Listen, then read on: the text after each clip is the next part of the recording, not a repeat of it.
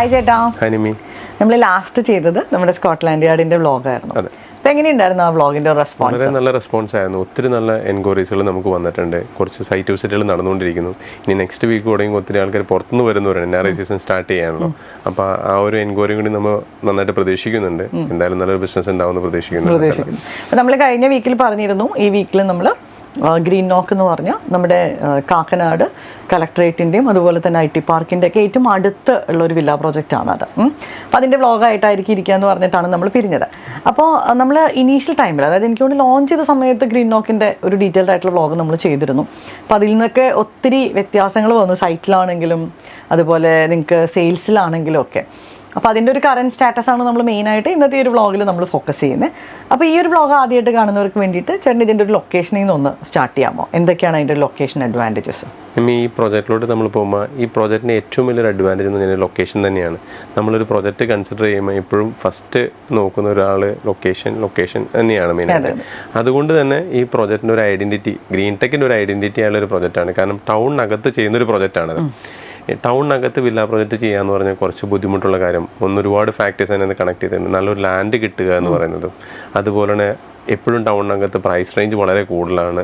പിന്നെ ഒരു വില്ലയ്ക്ക് പറ്റുന്നൊരു ഏരിയ മിനിമം നമുക്ക് 2 ഏക്കർ മുകളിലോട്ട് ഉണ്ടെങ്കിലാണ് നമുക്കൊരു വില്ല ചെയ്യാനായിട്ട് പറ്റുള്ളൂ. ഒരു 30 വില്ലയെങ്കിലും ഉണ്ടെങ്കിലാണ് അതൊരു കമ്മ്യൂണിറ്റി ആയിട്ട് നമുക്ക് കൺസിഡർ ചെയ്യാൻ പറ്റുള്ളൂ. അപ്പോൾ അതുകൊണ്ട് തന്നെ നമ്മുടെ എല്ലാ പ്രൊജക്ട്സുകളും നിയർ ബൈ കാക്കനാട് ഏരിയയിലാണ് നമ്മൾ പ്രൊജക്ട്സുകളൊക്കെ ചെയ്തിരിക്കുന്നത്. അപ്പോൾ ഒരു 7ഓളം പ്രൊജക്ട്സ് നമ്മൾ തൊട്ടടുത്തുള്ള സ്ഥലങ്ങളിൽ ചെയ്തതിന് ശേഷമാണ് നമുക്ക് റീസെൻ്റ്ലി ആ ഒരു ഗ്രീൻ നോക്കുന്ന ലാൻഡ് നമുക്ക് കിട്ടിയത് തന്നെ. ഈ പ്രൊജക്റ്റിൻ്റെ ലൊക്കേഷൻ എന്ന് പറയുന്നത് കൃത്യമായിട്ട് പറഞ്ഞു തന്നാൽ കളക്ടറേറ്റിൻ്റെ അവിടെ നിന്ന് നമ്മൾ വിഗാലൻഡ് പോകുന്ന റൂട്ടിലോട്ട് പോകുമ്പോൾ ഇൻഫോ പാർക്കിലോട്ട് തിരിയാതെ തന്നെ അത്താണി എന്ന് പറഞ്ഞ ജംഗ്ഷൻ വരും. ആ അത്താണി ജംഗ്ഷൻ കഴിയുമ്പോൾ തന്നെ പുറവങ്കരയുടെ ഒരു അപ്പാർട്ട്മെൻറ്റ് പ്രോജക്റ്റ് ഉണ്ട്, എറ്റേണിറ്റി എന്ന് പറഞ്ഞാൽ. ആ പ്രോജക്റ്റിൻ്റെ ഡയഗണലി ഓപ്പോസിറ്റ് ആയിട്ടാണ് ഈ പ്രോപ്പർട്ടി വരുന്നത്. മെയിൻ റോഡിൽ നിന്ന് ഏകദേശം ഒരു 900 മീറ്ററാണ് ഈ പ്രോപ്പർട്ടിയിലോട്ട് ഡിസ്റ്റൻസ് വരുന്നത്. ഈ പ്രോജക്റ്റിൻ്റെ ഡിസ്റ്റൻസ് അല്ലെങ്കിൽ ലൊക്കേഷൻ അഡ്വാൻറ്റേജ് എന്ന് പറഞ്ഞാൽ ഇത് ടൗണിനകത്തായത് കാരണത്താൽ തന്നെ തൊട്ട് നമുക്ക് ഇവിടെ നിന്ന് ഇൻഫോ പാർക്ക് കാണാം, കാക്കനാട് കാണാം, മെട്രോ സ്റ്റേഷൻ, ഇതെല്ലാം നമുക്കൊരു 5 to 10 മിനിറ്റ്സ് താഴെ ഡ്രൈവ് നമുക്ക് വരുന്നുള്ളൂ. അതുപോലെ തന്നെയാണ് സ്കൂൾസുകളായുള്ള ജെംസ്, സംസ്കാര, അതുപോലെ Rajagiri, Indian public school, Bhavans, ഇതെല്ലാം ഒരു 5 to 10 മിനിറ്റ്സ് ഡ്രൈവേ ഉള്ളൂ. ഹോസ്പിറ്റലുകളും സൺറൈസ് അല്ലെങ്കിൽ റിനെ, ഇതെല്ലാം നമുക്ക് വളരെ അടുത്തായിട്ടുള്ള ഒരു ആക്സസ് ആണ്. ടൗണിൻ്റെതായ ഒരു ആക്സസ് വളരെ കൂടുതലാണ്. എനിക്ക് നമ്മുടെ ഈ പ്രോജക്റ്റിന്റെ തൊട്ടടുത്താണ് വിക്രം സാരാഭായ്, ഒരു 200 മീറ്റർ താഴെ ഡിസ്റ്റൻസ് ഉള്ളൂ.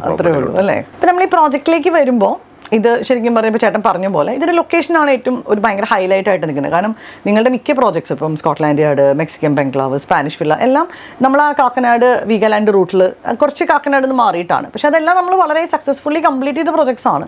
അപ്പോൾ അതിൽ നിന്ന് ഗ്രീൻ നോക്ക് എന്ന് പറയുമ്പോൾ നമുക്ക് ആ ഒരു കാക്കനാട് സിറ്റിക്ക് അകത്ത് വരുന്നൊരു പ്രോജക്റ്റാണ്. അപ്പോൾ ഇതിൻ്റെ പ്രോജക്റ്റ് ഡീറ്റെയിൽസ് ഒന്ന് എക്സ്പ്ലെയിൻ ചെയ്യാമോ? തീർച്ചയായിട്ടും. ഈ ലാൻഡ് നമ്മൾ കാണുമ്പോൾ ഒരു കുന്നിന് മുകളിൽ ഒരു ടേബിൾ ടോപ്പായിട്ട് കിടക്കുന്ന ഒരു ലാൻഡാണ്. ഇതിന് ജസ്റ്റ് ഓപ്പോസിറ്റ് കാണുന്ന പുറവങ്കരയുടെ ഒരു 12 അല്ലെങ്കിൽ 14 ഫ്ലോർ ഹൈറ്റിലാണ് നമ്മുടെ പ്രോപ്പർട്ടി നിൽക്കുന്നത്. അതുകൊണ്ട് തന്നെ ഈ പ്ലോട്ട് വളരെ ഭംഗിയാണ്. ശരിക്കും നല്ല ഏരിയയാണ്, നല്ല വ്യൂ ഉള്ള പ്ലോട്ടാണ്. അതുപോലെ തന്നെ റെഡ് എർത്ത് സോയിലാണ് ഈ പ്ലോട്ടിൻ്റെ ഒരു പ്രത്യേകത. അപ്പോൾ ഇന്നിപ്പോൾ ആൾക്കാർ നോക്കുന്ന ഒരു വില്ലേക്ക് നമുക്ക് എടുക്കുമ്പോൾ ഒന്നിൽ കുഴിയായിട്ടുള്ള സ്ഥലങ്ങൾ, അങ്ങനെയുള്ള സ്ഥലങ്ങളൊക്കെ ആയിരിക്കും പലപ്പോഴും കൺവെർട്ട് ലാൻഡുകളായിരിക്കും.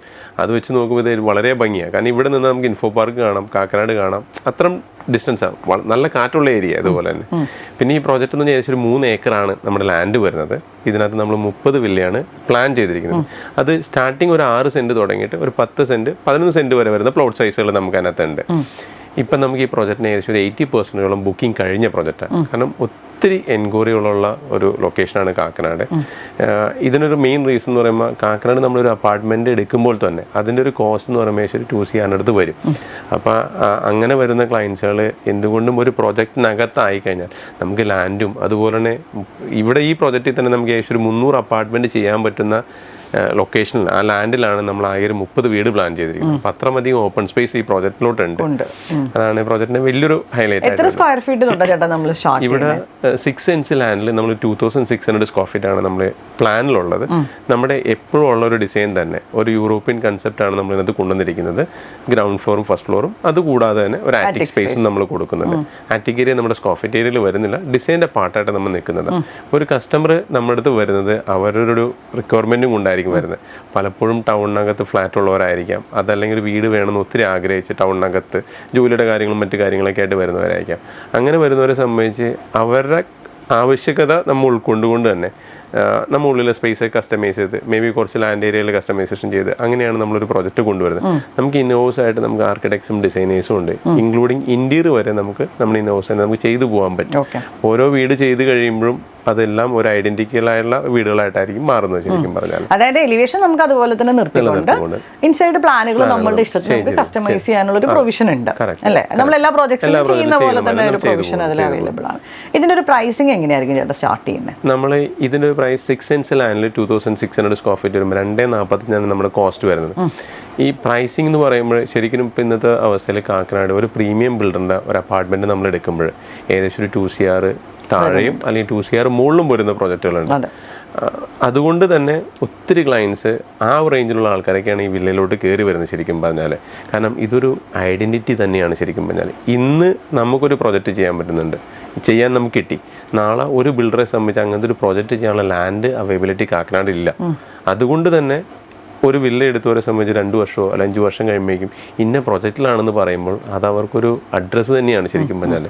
കാരണം വില്ല എപ്പോഴും എല്ലാവർക്കും പ്രാക്ടിക്കൽ അല്ല വാങ്ങിക്കാൻ പറ്റും. കാരണം പൈസ മുടക്കാൻ തയ്യാറായാലും അങ്ങനത്തെ ഒരു പ്രൊജക്റ്റ് കിട്ടാനായിട്ട് ബുദ്ധിമുട്ടാണ്. കാരണം നമ്മളിനിയും നമ്മുടെ അടുത്ത പ്രൊജക്ട്സുകൾ പുതിയത് വരുന്നു ഈ വീഗാലാൻഡും പള്ളിക്കര അപ്പുറത്തെ സൈഡിലോട്ട് നമുക്ക് പ്രൊജക്ട്സുകൾ ഉള്ളൂ ശരിക്കും പറഞ്ഞാൽ. അതെ തന്നെ തീർച്ചയായിട്ടും. പിന്നീടല്ലേ ചേട്ടാ, ഈ ഒരു പ്രോജക്റ്റ് ഗ്രീൻ നോക്ക് എന്ന് പറഞ്ഞത് ഒരു പ്രീമിയം കമ്മ്യൂണിറ്റിയാണ്. അപ്പോൾ ഈ പ്രീമിയം കമ്മ്യൂണിറ്റിക്ക് ആവശ്യമായിട്ടുള്ള എല്ലാ അമ്യൂണിറ്റീസും നമ്മൾ ആ പ്രോജക്റ്റിൽ പ്രൊവൈഡ് ചെയ്യുന്നുണ്ട്. അപ്പോൾ അതെന്തൊക്കെയാണെന്ന് ഒന്നെക്സ്പ്ലെയിൻ ചെയ്യാമോ? ഇപ്പം നമ്മുടെ റീസെൻ്റ്ലി സ്കോട്ട്ലാൻഡ് പ്രോജക്റ്റിൽ നമ്മൾ ചെയ്തിരിക്കുന്ന മാതിരി തന്നെ നല്ലൊരു ക്ലബ് ഹൗസും പൂളും പ്ലേ ഏരിയയൊക്കെ തന്നെ, അതുപോലെ തന്നെ സ്പാനിഷിലും റീസെൻ്റ്ലി കഴിഞ്ഞ പ്രൊജക്ട്സുകളാണ്.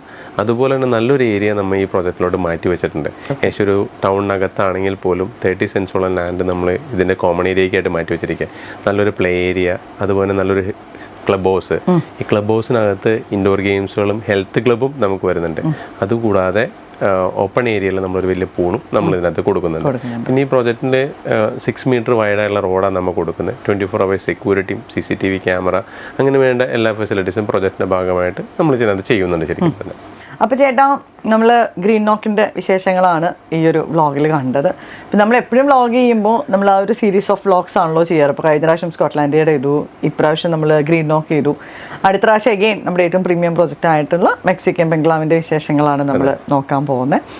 അപ്പോൾ നെക്സ്റ്റ് വീക്ക് നമുക്ക് മെക്സിക്കൻ ബംഗ്ലാവിൻ്റെ വിശേഷങ്ങളായിട്ട് കാണാം. Thanks for your time.